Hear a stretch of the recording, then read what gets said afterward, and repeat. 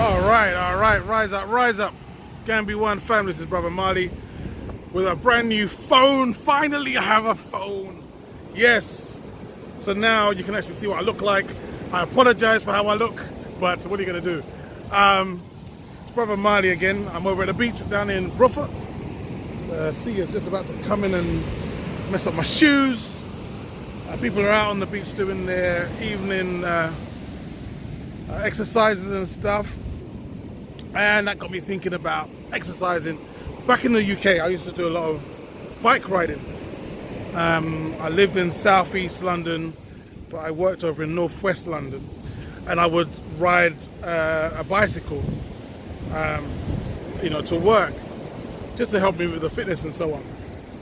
And so I used to call it, I used to say to myself that what was most important was motion. I kept telling myself, motion is king, motion is king, motion is king. When I'm getting tired, motion is king. When I'm coming up to a hill, motion is king. When I'm coming up to traffic lights even, if I'm gonna come to traffic lights and the traffic light is red, I'm slowing down, I'm like, I'm not stopping this bike because motion is king. Now obviously there's a caveat to that, like other things are, oh my God, I'm about to get run over by the sea. Sit there, crazy. Obviously there's other things going on, like there's other things in motion as well, so you don't want to actually get caught out. You don't want to have motion is king be the thing that has you dead, but at the same time, as you're on your journey, what I found was that motion is king.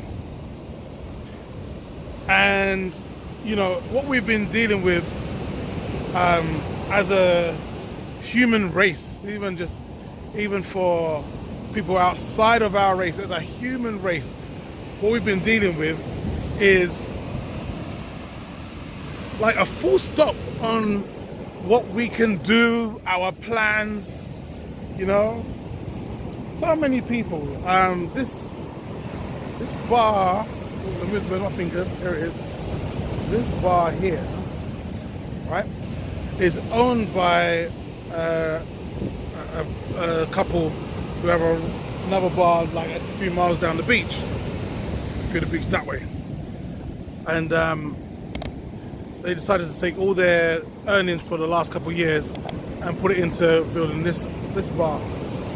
Now what's happened is that as they opened it, coronavirus hit, and now they're stuck with like no money and an empty beach bar.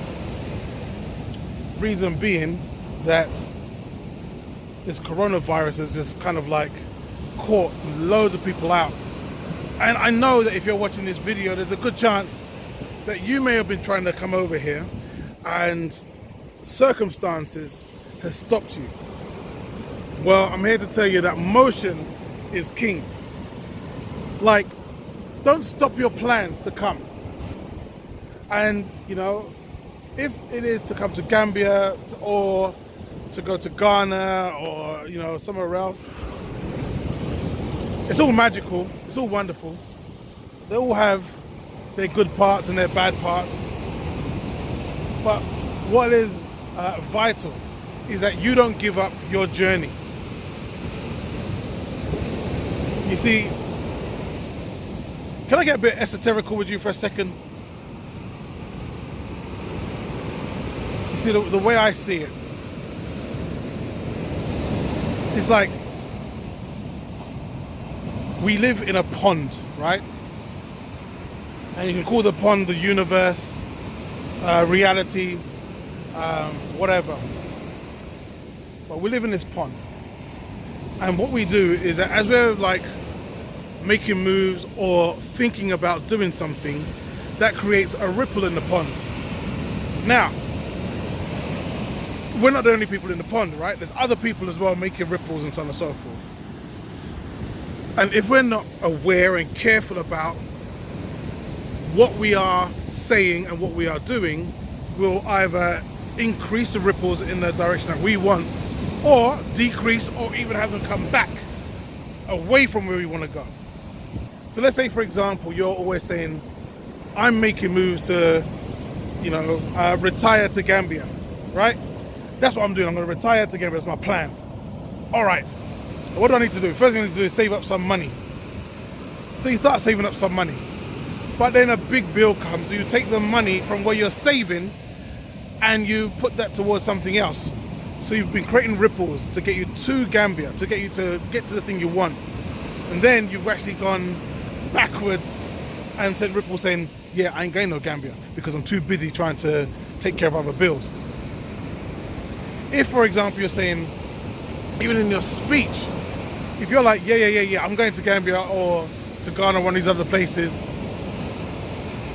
but then your speech starts because I'm about to get wet again by this sea. Oh my God, this sea won't leave me alone. If, like, you know, you're thinking to yourself, or you're saying out loud, rotted. Let me get out of the water, man. I'm trying to stay away from the sand. I don't want to ruin myself. And I don't want to get wet. Make me lose my train of thought. If you're saying, I want to go to Gambia, I'm going to make it, I'm going to do whatever it takes, I'm going to find a way, there must be a way, and you say that, and then, you know, coronavirus comes along, and you start saying, oh man, you know, I've been trying to get to Gambia, I'm never going to make it, because they've shut the borders, they've changed, they've cancelled flights, they can't do it. Don't give up, and don't change your language. Be very specific and be very responsible about the language you use in regard to your future plans. Be very responsible and very specific and consistent about what you are doing about getting here. You know why? Because motion is king. Motion is the one that will be able to get you from where you are to where you want to be. There's a family who I met today, just arrived, right? So I'm like, how did you get here? They said they drove from Atlanta to Washington. I'm like, okay, yeah, that's a bit. Oh, I'm getting wet again. Okay, that's a bit of a drive. I think when I took that drive it was about 8 or 9 hours. Oh my God. Sorry. I'll stay up here from now on. Oh, let me sit on this thing. I found a lifeguard's boy to sit on. So they'll say, I drove from Atlanta. There you go, it's a bit better. From Atlanta over to Washington, took a flight from Washington. No, lie. Mum died in Washington. And she wanted us to come to Gambia, so we didn't stop. I was like, okay, that's a next level of by any means necessary. I know our brother Malcolm said those terms by any means necessary. I didn't know he meant it like that. But they were like, Mum passed away on the journey here. But, you know, she would not have been satisfied with us giving up on the journey. So now they missed their flight to go from Washington to Brussels. And then they get stuck in the snow and so on and so forth. And they can't travel and they're having their flights cancelled. They made it here. They actually flew in and arrived this morning and was at Motu this afternoon. They're like, do you know how long I've been traveling to come here? Yo. Lots of other people are throwing their stones and making ripples in that same pond you are. And a lot of those stones will not be in alignment with yours. Doesn't matter. Doesn't mean that your stone doesn't have weight. It doesn't mean that it doesn't create ripples. It does. They're small, but they're enough. If you keep it consistent, just don't give up. And, you know, I said earlier that things here are not perfect. And what I've been seeing or hearing is a lot of people have been dealing with break-ins, people breaking into their house. A lot of people from the diaspora are getting, I think, are getting targeted by thieves. You see, the thing is, this place is heavily dependent on tourism. And since this whole coronavirus thing kicked off, there has been no tourism. So even the people who, like, you know, the way it kind of works here,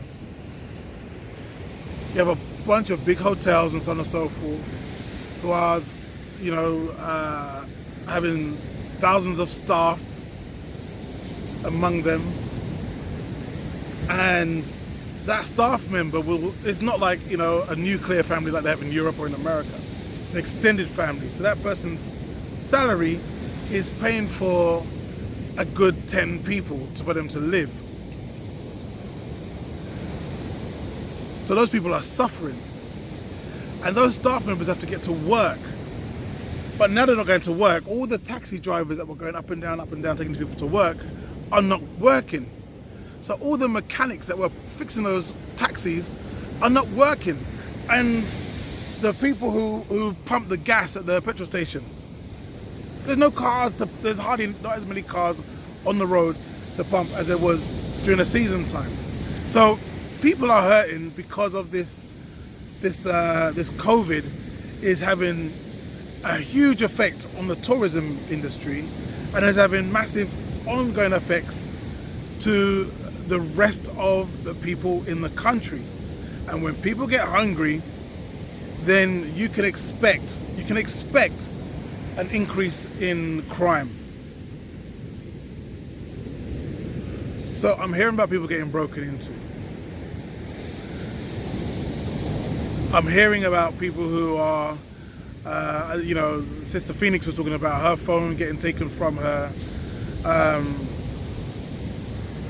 Another sister I know, Sister Shanice, she said, this was a long time ago, but she said that her phone got taken out of her lap, out of a car window as well.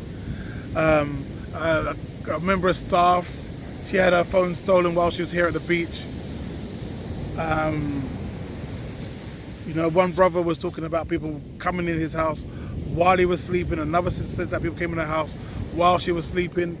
It's becoming like a regular occurrence. One couple who chose remain nameless because they're on YouTube as well, they had their house broken into 3 times in the last like 2 months. Like, people are like getting the word out there that these are the people to take on. So, you know, we have to be aware of that. We have to be like mindful of that. There's some people who are doing that by saying, okay, well, we need to have someone at home. Other people are doing it by having a watchman in their house. Other people have got, you know, a dog. You don't need to have a big dog, you have to have a dog that barks and makes noises so that if anyone comes in the compound, you know about it. There's other people who have taken on the whole electric fence idea and have fenced up their place to protect their belongings and their safety.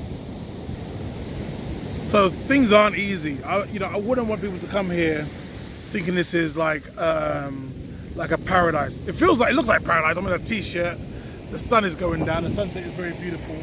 You know, there's people like, you know, relaxing, so on and so forth. I'm on the beach. That's all well and good. And at the same time, it's not perfect. So we've got to be aware of what's going on and be mindful of that. I don't know how long this whole coronavirus thing is going to continue.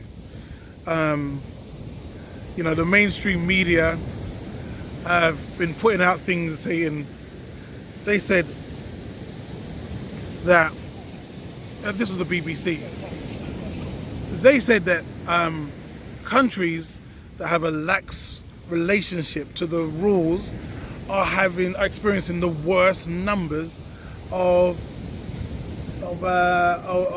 cases, of death rates and so on and so forth. And that blatantly isn't true, because if you look at like the death rates that are happening in the Caribbean, they're tiny, you know. After the Dominican Republic, which is a massive island, with 3,000. I think they got 3,000 deaths. Next one is like Jamaica or Barbados, like 300 odd.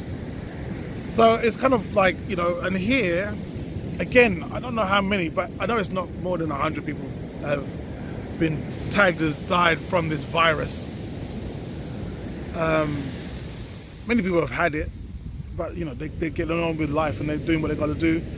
Here, people live, as I said before, in compounds of many families.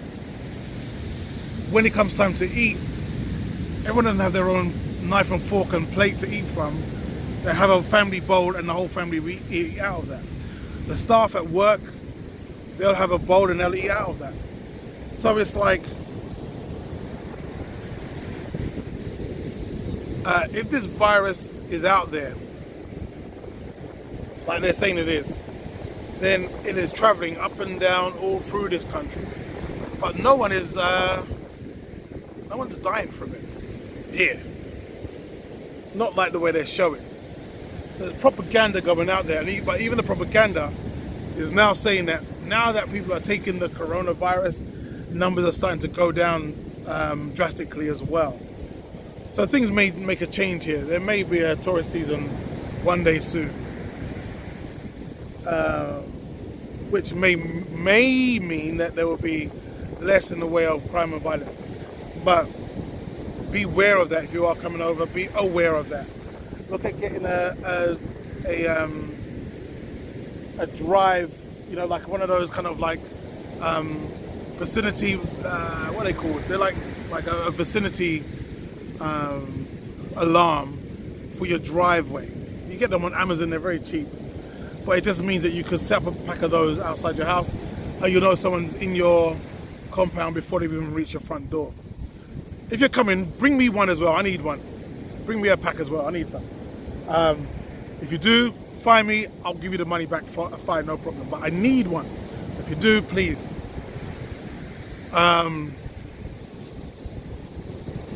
Yeah, we got to be careful. We got to look out for one another. You know, I had to go and play Captain Save a Sister yesterday for some madness yesterday. So brothers, if you're here, we've got to protect our sisters as well. That's another thing that we've got to look out for. And for those of you who are still making the journey over here regardless, if you're one of those people who are saying right now, robbery, that's the worst you got to worry about. I got killer cops on my corner. I got whatever. And you're still thinking you can make it over here, reach over. Continue the motion though. Don't give up. Don't stop. Don't say, I'll continue when things get better. No. You know, go and get yourself, I don't know, a pack of bed sheets that you're gonna have for your bed when you come over it, or look up, you know, which shippers and what their prices are to come over. Find who you can use to get your stuff over. Still continue doing your research. Don't give up now. All right? It's no one said it's gonna be easy, but it is possible. People are still coming here. And you should come here too. I think that's all I want to say. This is your brother Marley. Much respect and love to you. Take care of yourself. Be safe out there. And we'll see you soon. Meet me at Mo2, yeah? Meet me at Mo2. Respect.